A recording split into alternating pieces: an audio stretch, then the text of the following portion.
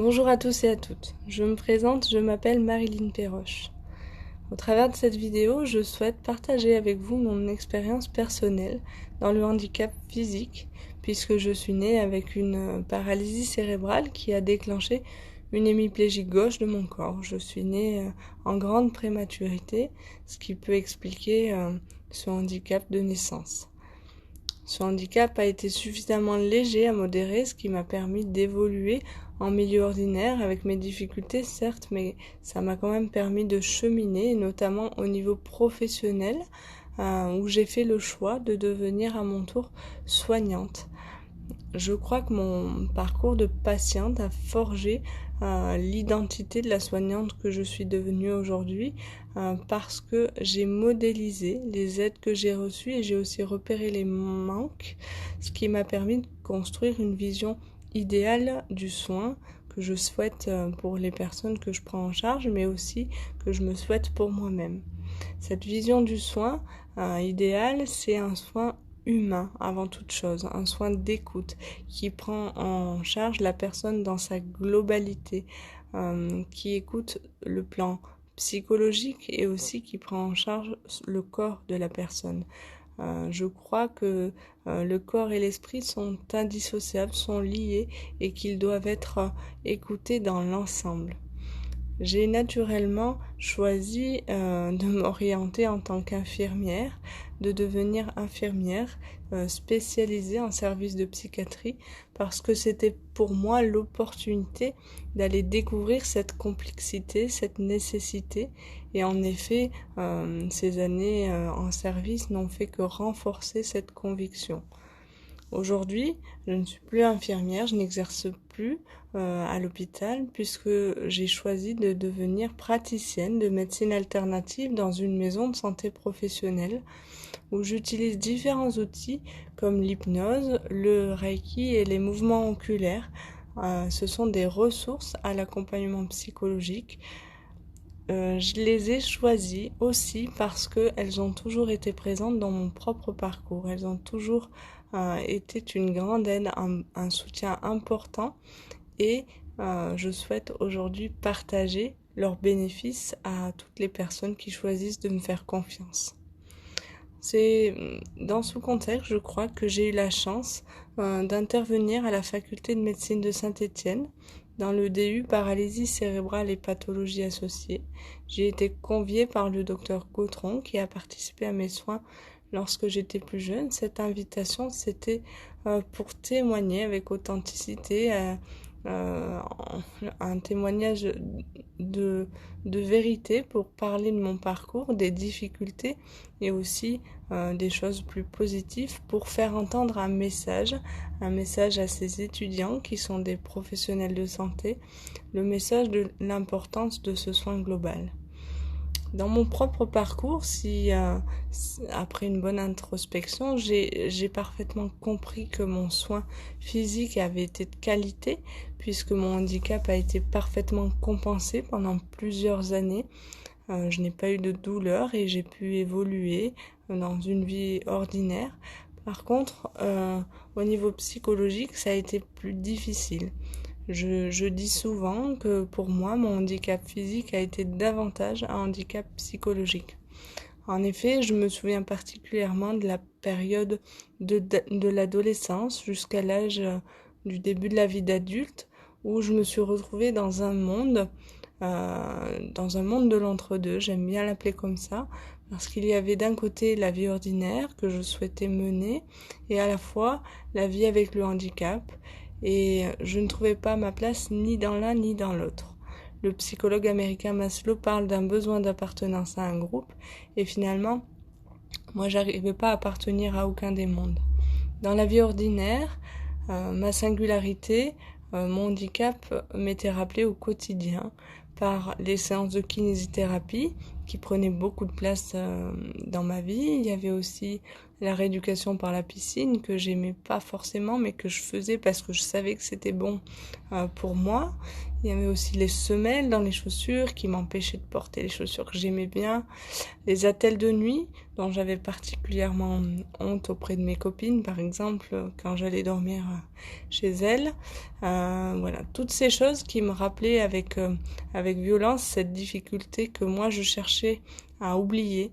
Il y avait aussi, je m'en souviens, quand je me voyais mon reflet dans les miroirs ou dans les vitrines des magasins, je me voyais marcher et je me souviens à quel point c'est toujours difficile de me regarder dans cette différence.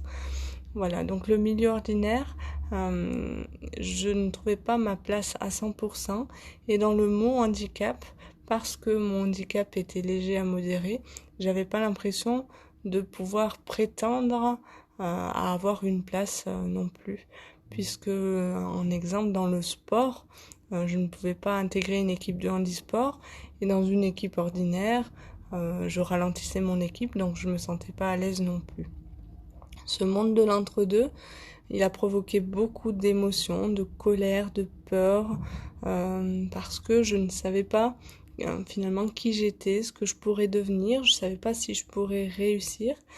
D'autant que lorsque j'avais 12 ans, une médecin m'avait annoncé auprès de ma maman que je ne pourrais pas avoir d'enfant.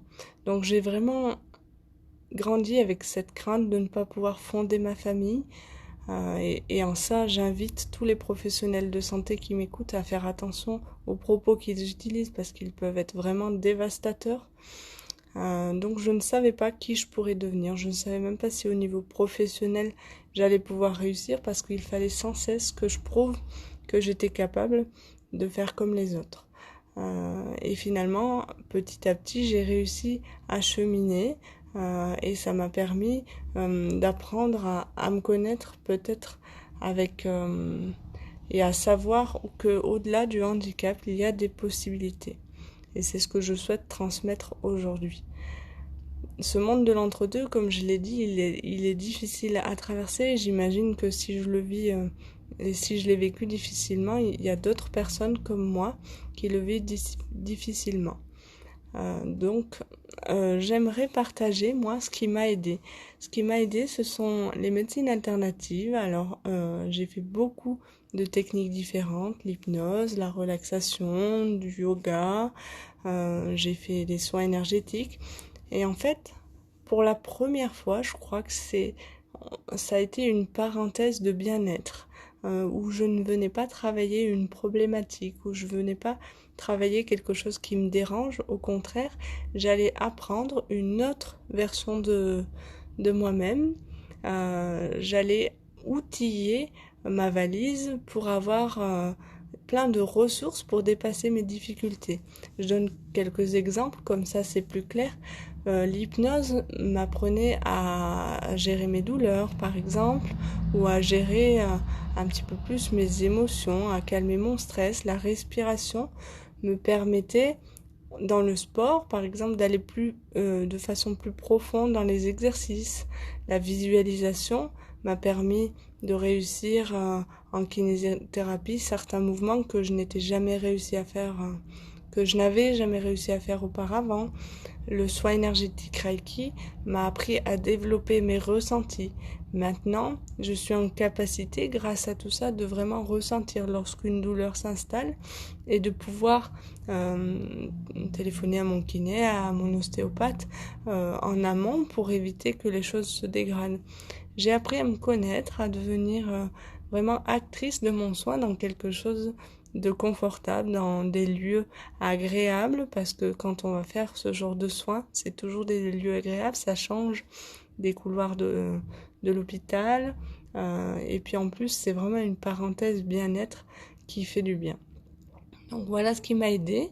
On m'avait proposé un suivi avec une psychologue, mais justement, ce contexte que je trouvais froid, les bureaux, et puis le fait de ressasser tout ce qui n'allait pas, c'était pas aidant pour moi. Donc voilà, je vous partage ce qui m'a aidé. Peut-être que ce sera aidant pour vous, ou peut-être pas. En tout cas, c'est une possibilité supplémentaire que vous pouvez découvrir au travers de cette vidéo. À la suite de cette adolescence, de ce début de la vie adulte, j'ai arrêté mon suivi. J'avais terminé mon suivi pédiatrique à l'âge de 21 ans. Et puis, je n'ai pas entendu, parce que je pense qu'à l'époque, j'étais trop en colère. J'ai pas entendu la possibilité de transitionner vers l'âge adulte.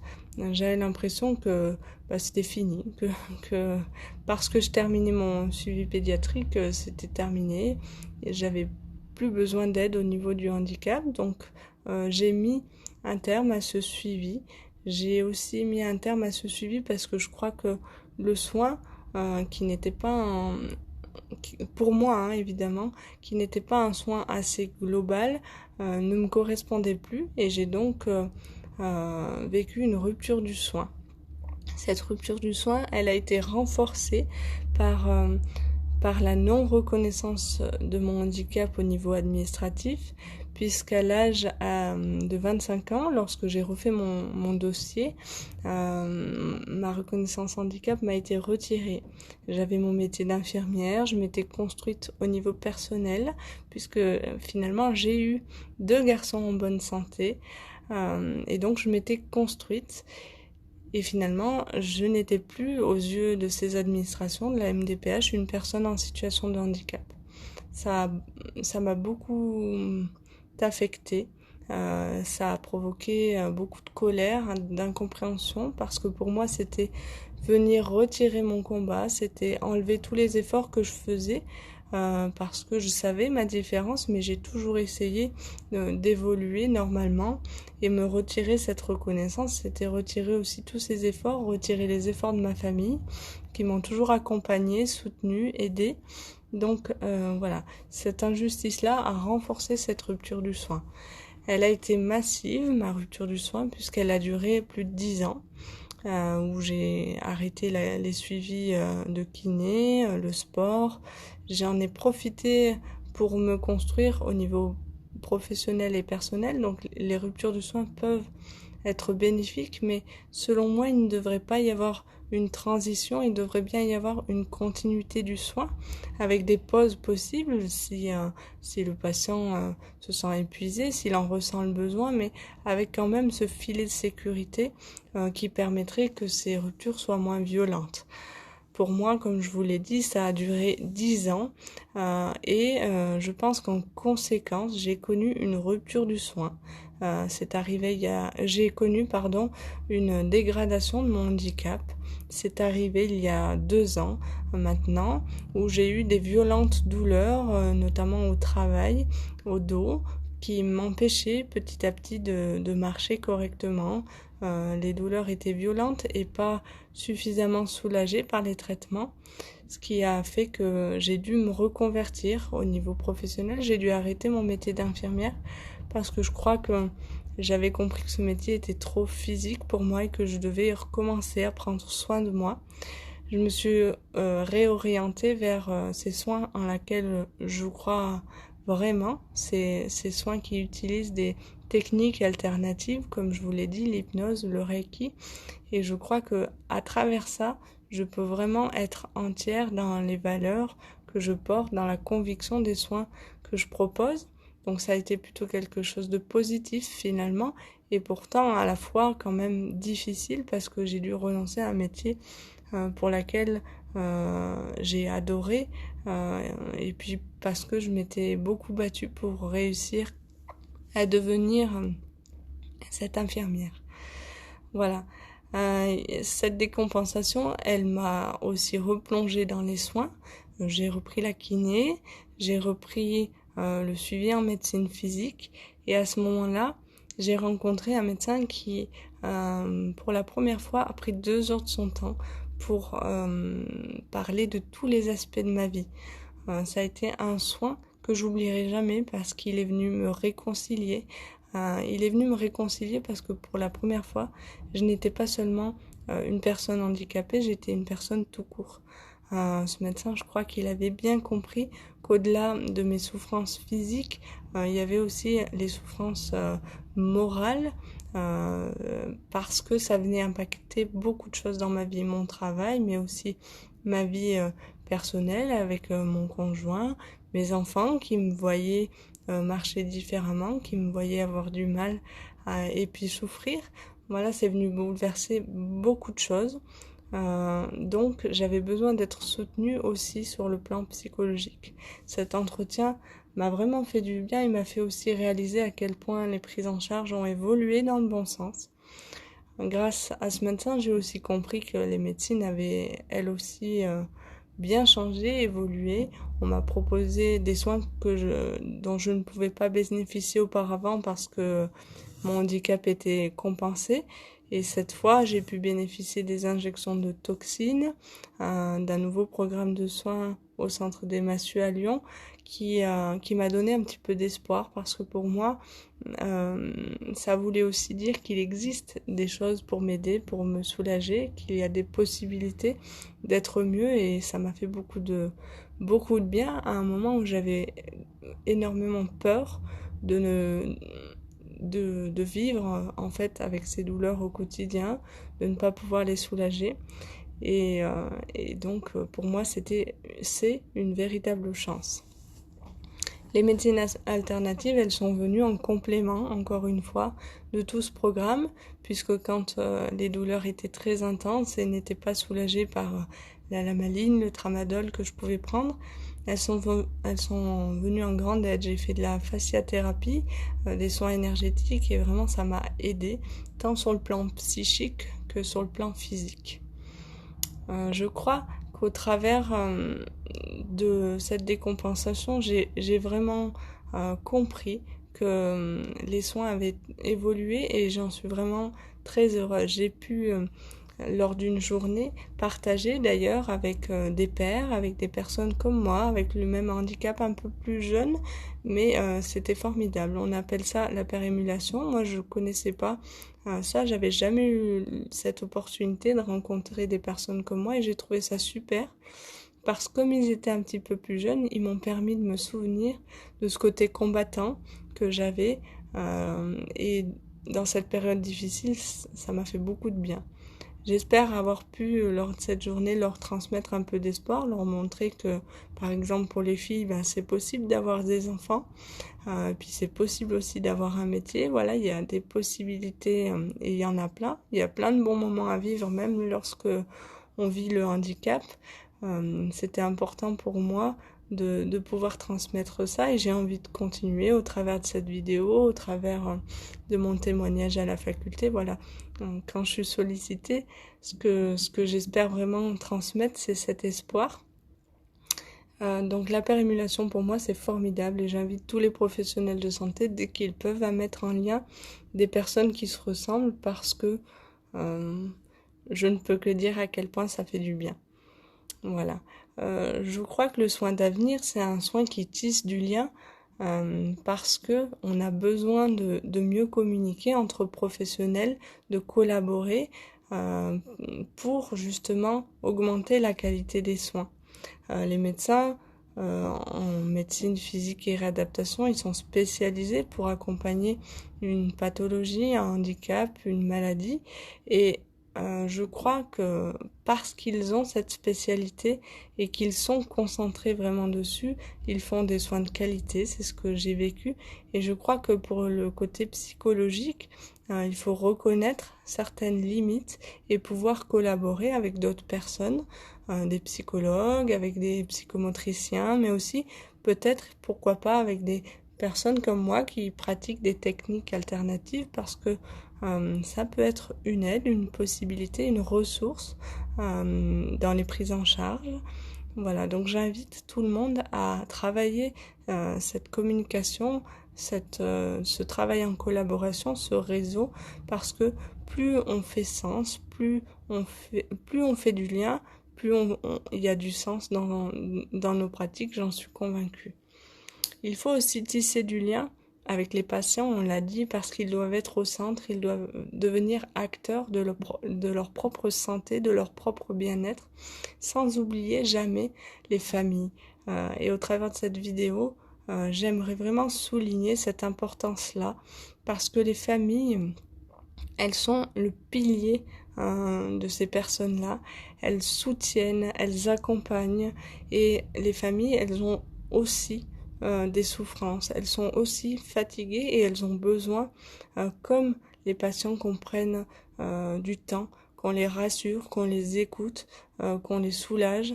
Donc voilà, j'invite vraiment à prendre en compte toute cette systémie autour du patient pour un soin de qualité. Si les familles sont fatiguées, les patients seront fatigués, si le moral baisse chez les parents, le moral baissera aussi chez les enfants qui sont suivis. Donc vraiment, j'espère que vous pourrez entendre cette nécessité-là, même si je suis convaincue que vous êtes déjà très attentif à tout ça.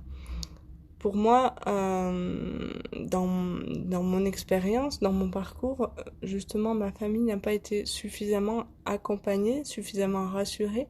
Je suis convaincue que si ma maman avait pu rencontrer des jeunes paralysés plus grands, ça l'aurait rassurée, ça lui aurait permis de visualiser que pour sa fille, il existe des choses positives. Voilà, donc vraiment tisser du lien avec toutes les personnes, c'est important.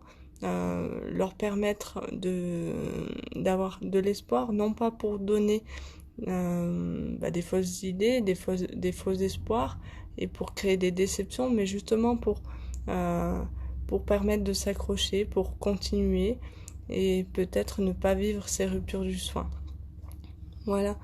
Il y a aussi une importance comme je l'ai dit, entre les soignants eux-mêmes, avec les patients, avec les familles, et je crois que les soignants aussi doivent penser à prendre soin d'eux. Donc ces temps agréables par l'hypnose, par le Reiki, peuvent aussi leur être bénéfiques. Et voilà, pour plein de bonnes raisons, je ne peux que dire à quel point ces méthodes aident. Je vais donner un dernier exemple dans cette vidéo. J'ai eu la chance et la joie d'accompagner une petite paralysée cérébrale dans mon cabinet. Ça a été l'opportunité pour moi de discuter avec les parents, de me rendre compte à quel point ils étaient souffrants, de me mettre en lien avec toutes les équipes hospitalières, les médecins qui prenaient en charge cet enfant, non pas parce que je pensais qu'elle était mal accompagnée, mais pour que les parents puissent sentir à quel point il y a de la communication dans la prise en charge de leur enfant, et ça, je crois que c'est essentiel. Cette petite, elle s'appelle Victoire, et je crois que c'est une belle victoire, toute cette évolution du soin. De mon côté, j'espère que tout ça pourra continuer à évoluer, que les pratiques pourront continuer à s'enrichir comme elles sont en train de le faire, parce que je crois que ça fait du bien, tant sur le plan professionnel, parce qu'on se sent peut-être plus outillé, et en même temps, pour les patients, c'est une formidable ressource. Personnellement, je souhaite vraiment continuer à travailler en collaboration. J'ai envie de revivre des expériences comme à la faculté, dans cet échange formidable de bienveillance. J'ai envie d'écrire, pourquoi pas, pour témoigner, et puis pour permettre à ces médecines d'être reconnues. Voilà. J'ai beaucoup d'envie, et je le fais avec la conviction que les choses évoluent dans le bon sens. Si vous avez des questions, envie de partager, si vous avez envie d'exemples, peut-être pour utiliser certaines techniques dans vos pratiques, je pense notamment en kiné pour placer des ancrages pour soulager, permettre à la spasticité d'être plus détendue dans certains exercices. Moi, j'utilise l'hypnose par exemple pour faire mes injections de toxines. Ça m'aide à ne pas prendre de prémédication, et je place des ancrages. Voilà, j'ai plein de petits outils, et j'adore travailler avec les enfants notamment, qui bossent encore plus quand il y a le côté ludique, le côté jeu. Voilà, j'ai plein d'exemples et je serais ravie de les partager avec vous, donc n'hésitez pas à me contacter. Et en attendant de pouvoir échanger à nouveau, je vous souhaite voilà, que tout ça quand même provoque une curiosité, je l'espère. Et puis, du coup, je vous dis à très bientôt. Et je vous remercie de cette écoute tout au long de cette vidéo.